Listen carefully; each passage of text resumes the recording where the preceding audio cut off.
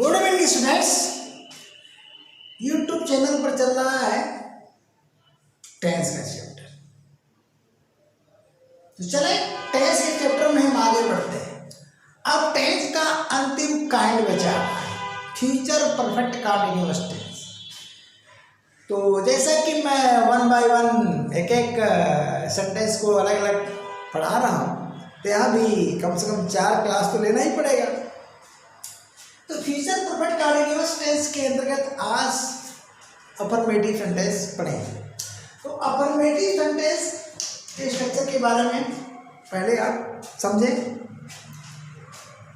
हल्के में मत लीजिएगा, बड़ा खतरनाक टेंस है। हल्के में मत लीजिएगा कि मेरा क्लास तो कोई हल्का होता ही नहीं है, पढ़ाते वही है सभी लोग, लेकिन अंतर तो होगा ना। तो उस अंतर को मैं लेकर चलता हूँ। तो अब आप देखिए क्या अंतर है, औरों से क्या अंतर है।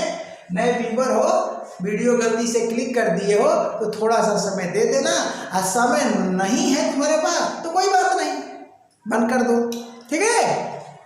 अब यहाँ स्ट्रक्चर पर हम आते हैं, हिंदी स्ट्रक्चर। तो पहला स्ट्रक्चर देखिए, भैया, कर्ता प्लस समय प्लस अनुशब्द प्लस धातु, रहा नहीं रहे होगा होगी होंगे। तो जहां यहां होगा होगी होंगे आ रहा है, यह probability in the past time की बात करेगा।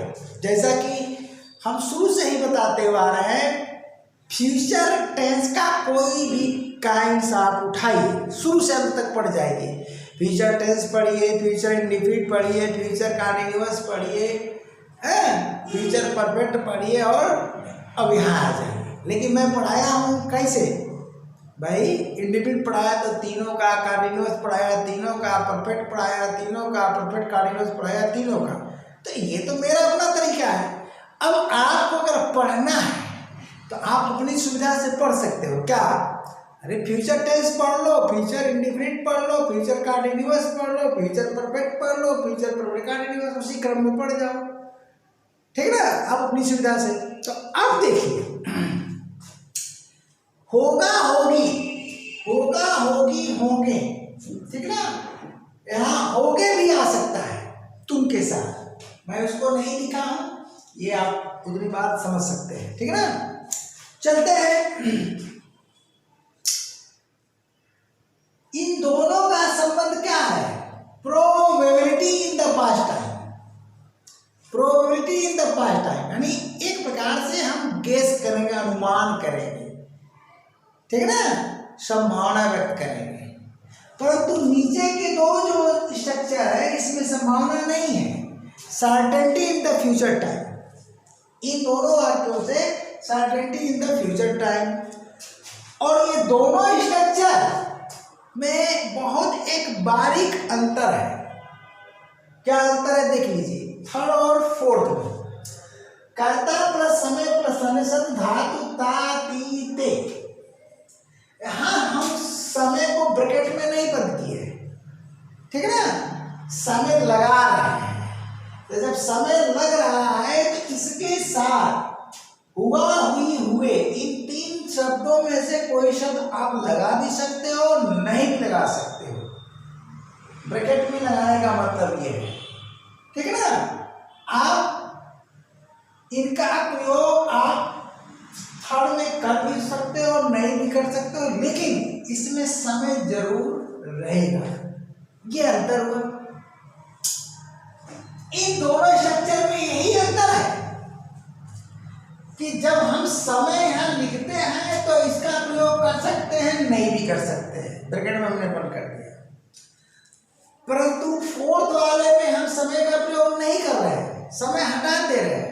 तो जब समय हटा दोगे तो इन शब्दों में से सब्जेक्ट के अनुसार हुआ हुई हुए में से कोई ना कोई शब्द अवश्य लगना चाहिए। अगर ये शब्द नहीं लगेगा और यहाँ समय भी नहीं है, देखो पूरे इंग्लिश ग्रामर में फ्यूचर टेंस की अगर आप पढ़ते हो तो यहीं पर आपको कंफ्यूजन होगा। अगर हुआ हुई हुए नहीं लगाते हो तो यह स्ट्रक्चर चला जाएगा फ्यूचर कंटीन्यूअस टेंस में तुरंत। इसको हम ढक देते हैं। आप फ्यूचर कंटीन्यूअस का स्ट्रक्चर देख लेना। जैसे मैं इसको यहां से खत्म करूंगा तो ये फ्यूचर कंटीन्यूअस टेंस बन जाएगा। तो फिर फर्क कैसे करोगे, दिक्कत हो जाएगी ना। तो एग्जाम्पल देकर के मैं दिखाऊंगा आपको। तब यहाँ हुआ हुई हुए अवश्य रहेगा अगर टाइम नहीं है तो, और टाइम लगा दिए हो तो इसका रहना जरूरी नहीं है, ब्रैकेट बंद कर दो। बस यही अंतर, इसलिए हमने दो स्ट्रक्चर बना करके क्लियर कर दिया। अब रही बात इंग्लिश की, तो इंग्लिश में मैंने एक ही स्ट्रक्चर दिया क्योंकि आप पुराने स्टूडेंट मेरे हो चुके हैं तो हमारे ख्याल से कोई प्रॉब्लम नहीं आनी चाहिए। भाई आई वी के साथ सेल का प्रयोग और ARS ऑल रिमेनिंग सब्जेक्ट के साथ विल का प्रयोग होता है किसमें, ऑर्डिनरी सेंटेंस में। अगर सेंटेंस इंफैटिक हो गया तो यह क्रम उल्टा हो जाता है। यानी इंफैटिक सेंटेंस में आई और वी के साथ विल का प्रयोग करोगे, ARS के साथ सेल का प्रयोग। तो सिंपल तरीका है, शुरू से आप पढ़ते आए हो। तो यहाँ पर क्या करना कि आप फ्यूचर टेंस से शुरू करना, फ्यूचर टेंस पढ़ जाना, फिर क्रम से सब पढ़ जाओ, ठीक ना, सुविधा आपको मिलेगी। तो यहाँ पर सेल और विल में से कोई एक लगा देंगे, फिर हैव लगा देंगे, फिर विल लगा देंगे और आईएनजी फॉर्म कर दी। अब यहाँ पर अगर हेल्पिंग वर्ब की चर्चा करते हैं तो इन दोनों में से कोई एक लगाओगे, बोलो। तो ये हो गया हेल्पिंग वर्ब 1, फिर ये हो गया हेल्पिंग वर्ब 2 और ये हो गया हेल्पिंग वर्ब 3 और ये हो गया आपका मेन वर्ब, ठीक ना। अब ये तीनों मिलकर फुल वर्ब कहलाएगी। चर्चा इसकी हो चुकी है, ठीक। तीनों मिलकर फुल वर्ब कहलाएगी, ठीक ना। बहुत से टीचर यही पढ़ा देते हैं, इसी को फुल वर्ब कह देते हैं। अगर यह अकेला रहता, जैसे ही इज अ बॉय, तो इज अकेला है तो खुद में मेन वर्ब भी है, फुल वर्ब भी है। लेकिन अगर हम कहते हैं कि he will be a doctor, तो विल हेल्पिंग वर्ब हो गया और बी मेन वर्ब हो गया, दोनों मिलकर फुल वर्ब होता है, ठीक है। चर्चाएं होती रहती है हमेशा, मैं इसकी चर्चा करता रहता हूँ। तो कंटिन्यूटी होनी चाहिए आपको पढ़ने में, कंटिन्यूटी। जैसे ऑफलाइन का सिस्टम होता है पढ़ाने का, वही सिस्टम यहाँ यूट्यूब चैनल पर चल रहा है। किसके द्वारा, मेरे द्वारा, अन्य किसी टीचर द्वारा नहीं। पूरे यूट्यूब चैनल पर कहीं भी ढूंढोगे तो ऐसा नहीं मिलने वाला है। तो अब क्या करो, इन तीनों को मिला करके फुल वर्ब कहलाएगा। अब इसमें जब निगेटिव तुम बनाओगे तो यहाँ पर नॉट लगाओगे, यहाँ नहीं आएगा ना, यहाँ आएगा।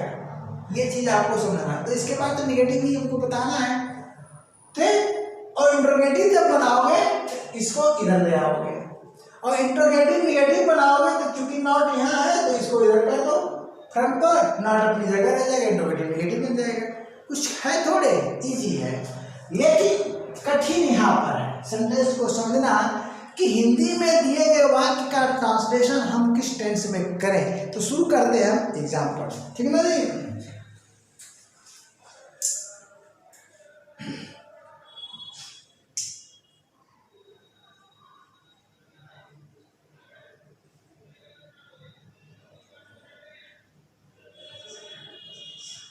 जी। सबसे पहले है पहला स्ट्रक्चर, ठीक है ना।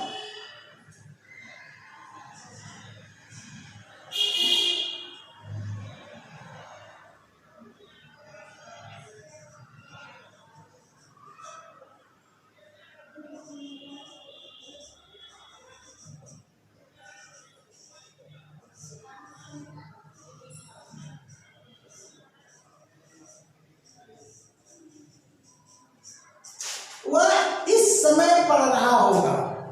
अब देखिए, टेंस को हल्के मत लीजिए।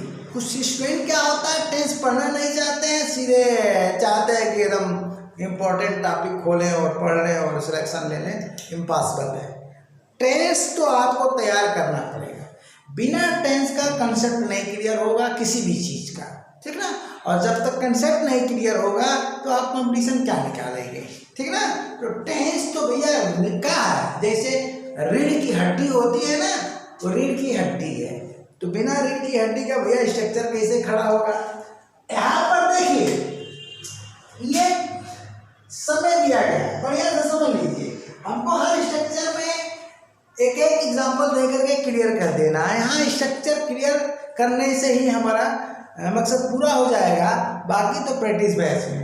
यहाँ हम समय कर रहे हैं, इस समय की बात तो कर रहे हैं, लेकिन यह समय न पीरियड ऑफ टाइम है और न पॉइंट ऑफ टाइम।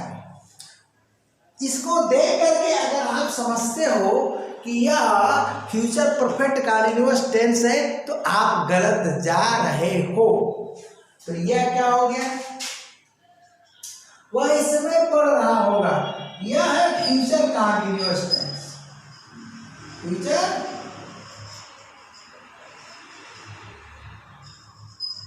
यह है फ्यूचर कंटीन्यूअस टेंस। इसको कभी आप गलती से फ्यूचर परफेक्ट कंटीन्यूअस नहीं समझेंगे। अब बताइए इसका ट्रांसलेशन कर लीजिए।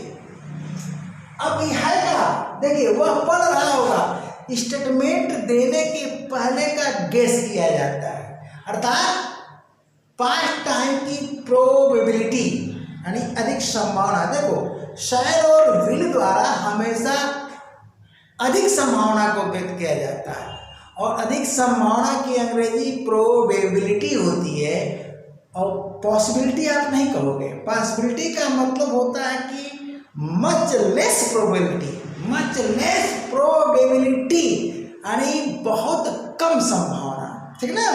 तो यहाँ पर आप ट्रांसलेशन क्या करोगे भाई, विल का प्रयोग करोगे तो ही विल और उसके बाद बी, फ्यूचर कंटीन्यूअस टेंस में आप जाओगे तो ही विल बी। अब पढ़ना की अंग्रेजी अगर आप रीडिंग लिखते हो, हम देखते हैं टीचर भी पढ़ाते हैं, अच्छे टीचर भी इस मामले में फेल है, मैं बता दे रहा हूँ। रीडिंग और स्टडी का अंतर ही लोग नहीं समझ पाते हैं, ठीक ना। और यूट्यूब चैनल वाले वीडियो मेकर की तो भरमार है भैया, है। तो अगर आप पढ़ रहे हो तो तुलना करो, आप भी सर से तुलना करो, किसी भी टीचर है तुलना कर लेना, समझ में आ जाएगा कि आपकी सर हैं क्या। तो अब देखो यहाँ पर जो तुम पढ़ना की अंग्रेजी अगर रीड लगाते हो तो गलत है, ठीक ना। वह इस समय पढ़ रहा होगा, रीड का प्रयोग कब करोगे, यानी जब पार्टिकुलर ऑब्जेक्ट की चर्चा होगी। हाँ, वह हिंदी पढ़ रहा होगा, वह रामायण पढ़ रहा होगा, वह कुरान पढ़ रहा होगा, तब रीडिंग शब्द का प्रयोग करोगे। यहाँ पर क्या है, अध्ययन से मतलब है, वह इस समय पढ़ रहा होगा का मतलब हुआ कि वह इस समय पढ़ाई कर रहा होगा, तो अब पढ़ाई कर रहा होगा तो क्या हो जाएगा, ही विल बी। स्टडी का प्रयोग करोगे, किसका प्रयोग करोगे आप, स्टडी का प्रयोग करोगे, रीड का प्रयोग नहीं करोगे। तो ये तो चर्चा है, वो सब प्रैक्टिस बेस आपका शुरू होगा, टेंस खत्म होते ही फिर हम उधर बताए ना इस्तेमाल, उसको आगे बढ़ाएंगे फटाफट। क्योंकि देखिए एक हमारा प्रोजेक्ट है, मैं एक प्रोजेक्ट पर काम करता हूँ, तो जब तक ये पढ़े नहीं रहोगे, स्ट्रक्चर आपके पास नहीं रहेगा तो प्रैक्टिस कैसे करोगे, ठीक है ना। तो इसलिए सिस्टम से मैं पढ़ा रहा हूँ, आप पढ़ते चलिए, ही विल बी स्टडिंग हो जाएगा, यहाँ पर स्टडिंग। अब दिस टाइम आप के लिए क्या करोगे, दिस टाइम कर दो ना, बस इस समय के लिए he will be studying this time, बस हो गया।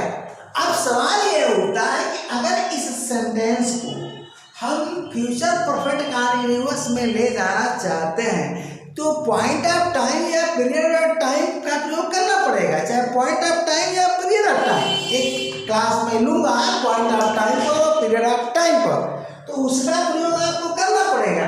यानी सेम सेंटेंस में अगर हम, तो अब देखो इस टाइम को हटाना पड़ेगा, ठीक है। अब वह देखिए क्या होगा,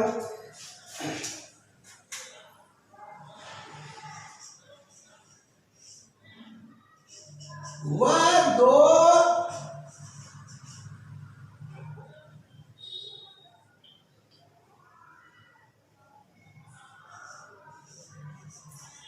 दो घंटे से पढ़ रहा होगा, वह 2 घंटे से पढ़ रहा होगा।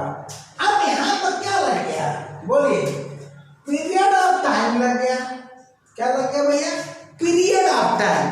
तो पीरियड ऑफ टाइम 2 घंटे से, 2 घंटा पीरियड तो है, लेकिन कब से ये नहीं पता है। कब से पता रहता तो वो पॉइंट ऑफ टाइम कहा जाएगा। तो अब ये आपका बन गया क्या, देखिए, वह 2 घंटे से, अब यहाँ अनुशब्द नहीं है, अनुशब्द नहीं है। हम कह रहे हैं कि स्कूल में पढ़ रहा होगा, कॉलेज में पढ़ रहा होगा, घर पर पढ़ रहा होगा, तो अनुशब्द आ जाएगा। तो जरूरी नहीं कि हर वाक्य में अनुशब्द दिया जाए। तो पढ़ रहा होगा, probability in the past time, तो जरूरी नहीं है कि जो मैं कह रहा हूँ सही होगा। वह 2 घंटे से पढ़ रहा होगा, यानी मेरे स्टेटमेंट देने के पूर्व की बात है, मैं एक अनुमान लगा रहा हूँ, यानी probability in the past time की चर्चा कर रहा हूँ। तो ये क्या हो जाएगा, future perfect continuous, future perfect, ठीक है ना, कंटीन्यूअस टेंस, ये हो गया। तो फ्यूचर परफेक्ट कंटीन्यूअस टेंस हो गया। तो अब इस स्ट्रक्चर में आ जाइए, कोई दिक्कत ही नहीं है। तो बोलिए क्या हो जाएगा, he will have been studying for 2 hours, 2 hours, आगे नहीं है, he will have been studying for 2 hours। तो ये स्ट्रक्चर तो डन हो गया। अब चलिए हम इस स्ट्रक्चर की बात करते हैं, तो मिटाना पड़ेगा ना, लिख लीजिए आप। आपको तकलीफ नहीं होनी चाहिए, मुझे भले तकलीफ हो जाए, इसलिए मैं थोड़ा हट जाता हूँ कि भैया आप स्क्रीन शॉट ले लो, उसके बाद लिखते रहो। हैं, कैमरा रोक करके, वीडियो रोक करके भी लिख सकते हो। तो चलिए अब आप क्या करो,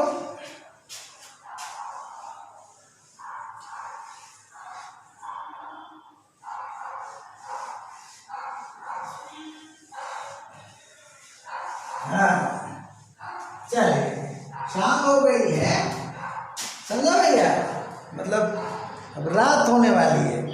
तो समझ ही रहे हो क्या क्या क्या सर, हर जगह कुत्ते, क्या होगा, हर जगह कुत्ते हैं भैया, हैं, चलेगा, उतना मैनेज करिए आप। हाँ, तो अब क्या करेंगे, यहाँ आएंगे,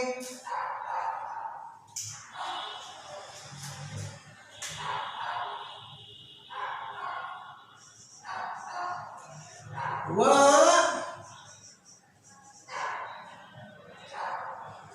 ठीक है ना, 4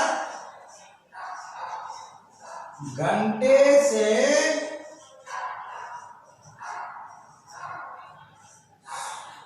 सोया, 4 घंटे से सोया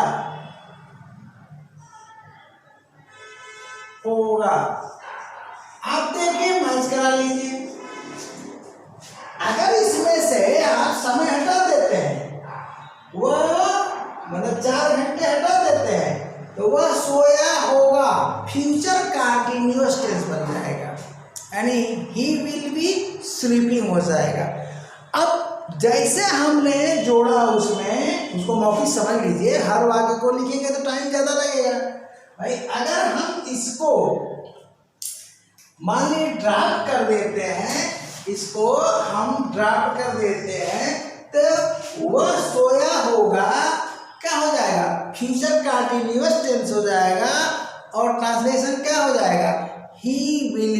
स्लीपिंग हो जाएगा probability in the past time. लेकिन उसमें हमने समय जोड़ दिया, वह 4 घंटे से सोया होगा। तो अब बताइए ट्रांसलेशन क्या हो गया, फ्यूचर परफेक्ट कंटिन्यूअस, 4 घंटे से सोया होगा। फिर हमने अन्य शब्द नहीं दिया, ठीक है ना। अन्य शब्द डाल करके हम बड़ा नहीं करना चाहते हैं, अन्य शब्द डालेंगे तो हो जाएगी क्रिया के बाद सीधा सीधा। अन्य शब्द क्या होता है, या तो ऑब्जेक्ट होता है या तो कॉम्प्लीमेंट होता है। तो यहाँ पर ट्रांसलेशन क्या हो जाएगा, ही विल हैव बीन, ठीक है, स्लीपिंग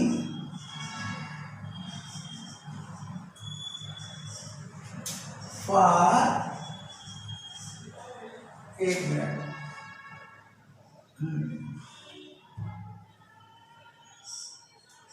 फॉर 4 आवर्स। हो गया, ठीक है भैया, बढ़िया ट्रांसलेशन। अब चलिए हम इस स्ट्रक्चर की बात कर रहे हैं, सबसे इंपॉर्टेंट स्ट्रक्चर, ठीक ना। चलते हैं, इसमें हम पहले वाले में समय लगाते हैं, ठीक ना।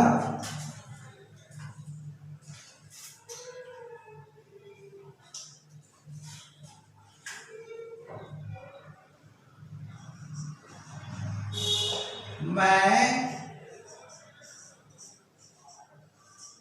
जीवन भर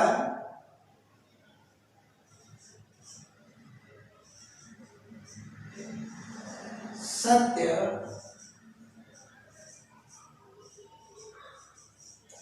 बोलता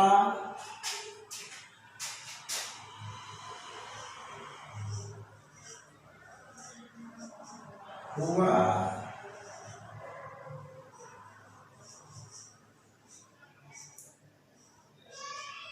रहूंगा। मैं जीवन भर सत्य बोलता रहूंगा, यह मेरा डिटर्मिनेशन है। सेंटेंस इम्फेटिक हो गया। तो जब सेंटेंस इम्फेटिक हो गया तो आई के साथ आप शैल का प्रयोग ना करके विल का प्रयोग करेंगे, ठीक ना, सबसे पहली बात। और यह क्या हुआ, फ्यूचर परफेक्ट कंटीन्यूअस टेंस हुआ। स्ट्रक्चर कौन सा, सेकंड। मैं जीवन भर, ठीक है ना, सत्य, देखिए सत्य शब्द यहाँ आ गया, ठीक। सत्य कहाँ, यहाँ पर, यहाँ गलती से हाथ ऊपर चला गया। मैं जीवन भर सत्य बोलता हुआ रहूंगा, ये देख लीजिए स्ट्रक्चर। अब सवाल ये होता है कि जब मैं जीवन भर इसमें डाल दिया, जीवन भर लिख दिया, तो क्या हुआ का, हुआ का लिखना अनिवार्य है, तो नहीं है। तो इसको हम ब्रैकेट में बंद कर सकते हैं। यानी अगर हम इसको नहीं लिखते हैं, यहीं पर थोड़ा सा आपको ध्यान देना है। मैं जीवन भर सत्य बोलता रहूंगा, वाक्य सही है। या मैं जीवन भर, कभी जीवन भर सत्य बोलता हुआ रहूंगा। तो समय अगर लगाए तो आप हुआ लगाइए या न लगाइए, ट्रांसलेशन में कोई फर्क नहीं पड़ेगा। लेकिन अब अगला पढ़ाएंगे तब समझ में आएगा। जब समय हटेगा तो ये लगाना बहुत जरूरी हो जाएगा, अन्यथा वो फ्यूचर कंटीन्यूअस बन जाएगा। तो इसका ट्रांसलेशन कर लीजिए। इसका ट्रांसलेशन हो जाएगा, डिटर्मिनेशन है, आई विल हैव, ठीक है, उसके बाद बीन, ठीक है, I will have been speaking the, ठीक है, द ट्रूथ फॉर, ठीक, I will have been speaking the truth for all का प्रयोग करेंगे, all my life, ठीक। तो जीवन भर के लिए आम शब्द का जरूर प्रयोग करेंगे और according to subject possessive adjective का प्रयोग कर देंगे। तो ऑल माय लाइफ, और पॉसेसिव एडजेक्टिव क्या होता है, ये डन है, प्रोनाउन के चैप्टर में जाइए वहां मिल जाएगा, या एडजेक्टिव के चैप्टर में जाइए वहां मिल जाएगा। तो अब ये हो गया। अब इसमें से मैं क्या करता हूं, ध्यान दीजिएगा, सेम सेंटेंस में से अगर मैं इससे, आप इसको नोट कर चुके होंगे, जीवन भर हटा देता हूं, ठीक, ध्यान दीजिएगा, जीवन भर हटा देता हूं, तो इस ब्रैकेट को आपको खोलना पड़ेगा। मैं सत्य बोलता हुआ रहूंगा, और यहां से जीवन भर की इंग्लिश हटा देते हैं। ये देखिए, टेक्स हमारा ज्यों का त्यों है, यहां फुल स्टॉप लगा दिया। मैं सत्य बोलता हुआ रहूंगा, I will have been speaking the truth. Okay, अब अगर इस सेंटेंस से हुआ शब्द हटा देते हो, ये देखो, हुआ शब्द हटा देते हो, मैं सत्य बोलता रहूंगा, तो यह जो इंग्लिश का ट्रांसलेशन है ये रॉन्ग हो जाएगा। क्यों? क्योंकि अब यह फ्यूचर कंटीन्यूअस बन गया।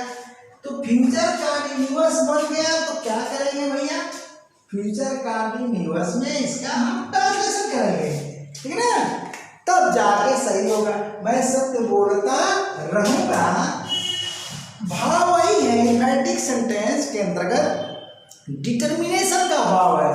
तो आई के साथ यहाँ विल लगेगा, उसके बाद बी लगेगा, उसके बाद स्पीकिंग द ट्रूथ लगेगा। तो ये अंतर है। तो देख लीजिए, मैं सत्य बोलता रहूंगा, यह फ्यूचर कंटीन्यूअस हो गया, I will be speaking the truth. और जैसे इसमें हुआ जोड़ोगे, देखो जैसे यहाँ हुआ जोड़ोगे तुरंत यहाँ चला आएगा, फ्यूचर परफेक्ट कंटीन्यूअस है ना, नहीं बात। तो ये बारीकी है फ्यूचर परफेक्ट कंटीन्यूअस टेंस की। तो आज का क्लास यहीं तक, और अगले क्लास तक के लिए जी tata bye bye, thank you.